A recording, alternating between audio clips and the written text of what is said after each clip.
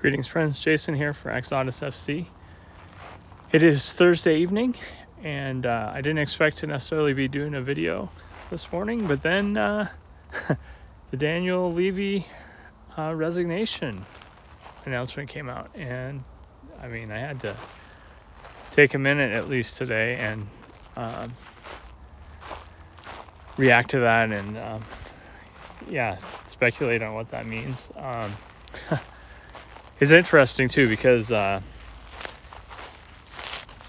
we heard this rumor like on Last Word on Spurs. The guy that always called Macca, I forget his actual name. Anyway, he said that like basically this was in the works like as far back as May, I want to say, like, or early June. It was shortly after. He said that he had heard this when he was in Bilbao for the Europa League final, that Daniel Levy was going to be out sometime soon. Took a while longer, but it happened. And I guess the guy from ENIC that is like Joe Lewis's right-hand man, who had been on the board as a non-voting member or whatever, is now non-executive chairman.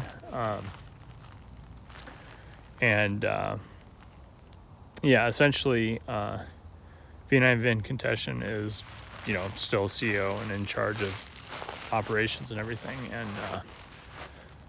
And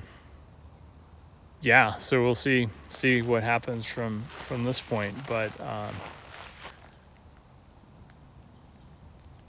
surprising. Definitely, I was never like one that was like, Levy has to go completely, or I just wanted him to like quit meddling and transfer business and micromanaging and letting the people that work for him actually do their jobs, and letting him be the ultimate boss, but not trying to play football manager essentially with the team, which I think he did to some extent for the last 25 years. Now, in terms of where the club is now and what they've accomplished during his tenure, no question, he has been a very successful and important figure where Tottenham is now compared to where they were when he purchased them. Well, Joe Lewis and ENIC and their group purchased them. They're in a much better position now. Did they miss opportunities along the way because of his management style? I think so. I mean, it's impossible to be perfect, etc., but definitely there were many known misses and mistakes made along the way, and the transfer window, this summer was indicative of those trends, like the problems we have selling players and ending up with just bad blood.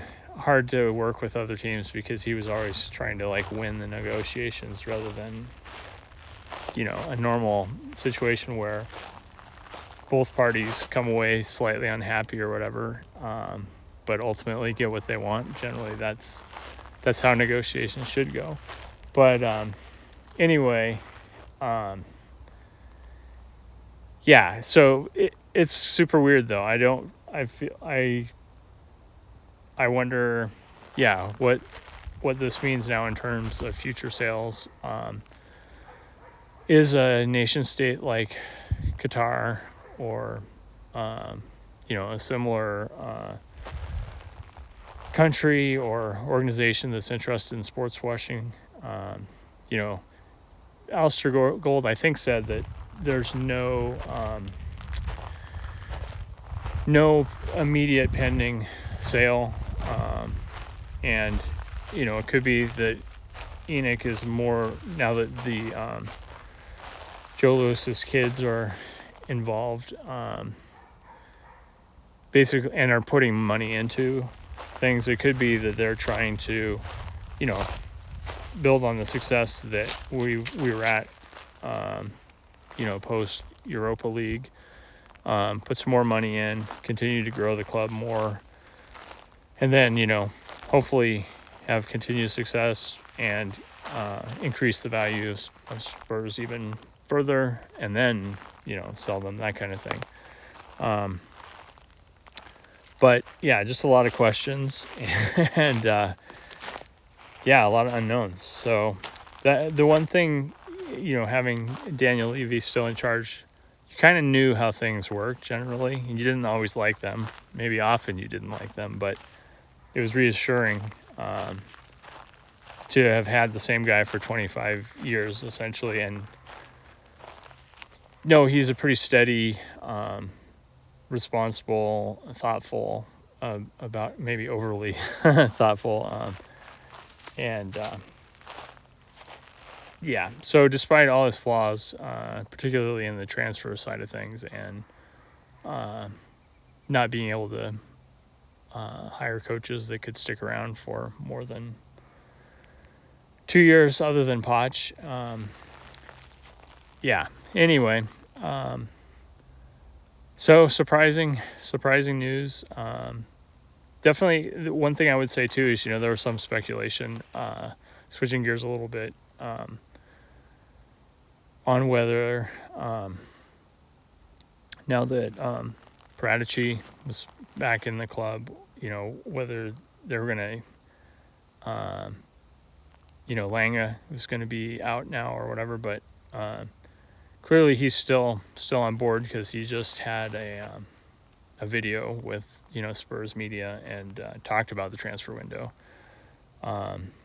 It seemed like a guy that was very much still doing what he does, and will be doing that going forward. So it'll be interesting to see if there are any other changes in the organization right now, or if things are going to go with where they are now, other than Levy leaving. Anyway, very surprised, just curious to see where things go from here.